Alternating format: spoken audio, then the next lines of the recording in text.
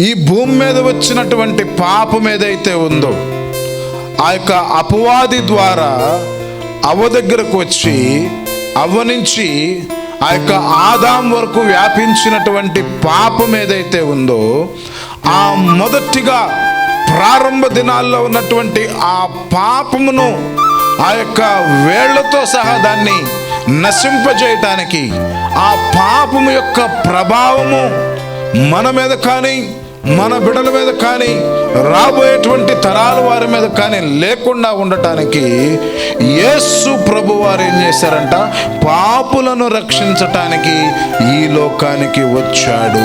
ఎందుకు యేసు ప్రభు వారు లోకానికి వచ్చారంటే కేవలము మనలో ఉన్న పాపము నుండి మనల్ని విడిపించటానికి. ఎలా ఆయన విడిపించగలుగుతాడు అంటే రోమిలకు రాసిన పత్రిక 8వ అధ్యాయము 3వ వచనములు అంటున్నాడు, ఎట్లనగా ధర్మశాస్త్రము దేనిని చేయజాలకపోయెనో దానిని దేవుడు చేసెను, శరీరమును అనుసరింపక ఆత్మను అనుసరించియే నడుచుకొని మన యందు ధర్మ సంబంధమైన నీతి విధి నెరవేర్చబడవలనని పాప పరిహారము నిమిత్తము దేవుడు తన సొంత కుమారుని పాప శరీరాకారముతో పంపి ఆయన శరీరమందు పాపమునకు శిక్ష విధించెను. దేవునికి స్తోత్రం చెప్దాం. హల్లెలూయా. పాపానికి ఏం చేశాడండి?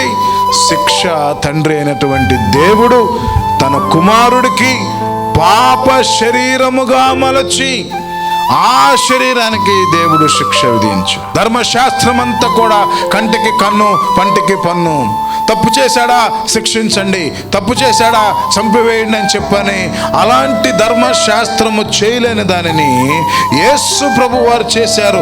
అయితే ధర్మశాస్త్రం అవసరం లేదనుకుంటామా? ధర్మశాస్త్రం అవసరమే. దేవుడు అంటున్నాడు, ధర్మశాస్త్రాన్ని నేను కొట్టివేయడానికి రాలేదు, కానీ ధర్మశాస్త్రమును నెరవేర్చడానికి నేను వచ్చానన్నా. ధర్మశాస్త్రము కొట్టివేయబడలేదు, కానీ ఆ ధర్మశాస్త్రము నెరవేర్చడానికి వచ్చినటువంటి దేవుడు మనము కూడా ఆ ధర్మశాస్త్రమును నెరవేర్చిన వారిలాగా ఉండటానికి, అంటే శరీరముతో సంబంధం లేదు, ఆచారముతో సంబంధం లేదు, రిలీజియన్తో సంబంధం లేదు.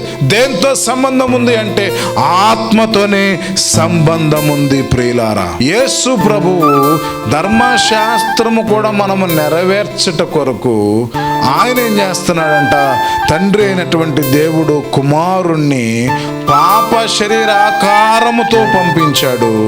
ఆ శరీరాకారముతో వచ్చినటువంటి దేవుడైనటువంటి యేసు ప్రభు వారు పాపమునకు ఆ శరీరమునకు శిక్ష విధించెను. కాబట్టి కలువరి సిలువలో నింగికి నేలకు మధ్యగా వేలాడి ఆఖరి బొట్టు వరకు రక్తమును చిందించాడు. ప్రియులారా, ఎవరి కోసం అంటే నీ కోసము, నా కోసము, ఈ సృష్టిలో ఉన్న ప్రతి ఒక్కరి కోసం. దేవుడికి కులము లేదు, దేవుడికి మతము లేదు, దేవుడికి భేదము లేదు, దేవుడికి రంగు వ్యత్యాసము లేదు, దేవుడికి ఈ దేశం ఆ దేశం అనే తేడా లేదు. దేవుడికి అందరూ సమానమే, అందరూ తన బిడ్డలే. ఎవరైతే తను అంగీకరిస్తారో, ఎవరైతే దేవుడిని నమ్మి విశ్వసిస్తారో వారందరికీ కూడా కుమారులగుటకు దేవుడు అధికారం ఇచ్చానని వాక్యమే సెలవిస్తావు. కాబట్టి ప్రియులారా, ఈ పాపమును మనలో నుండి తీసివేయటానికి ప్రభువైన యేసుక్రీస్తు వారు వచ్చారు.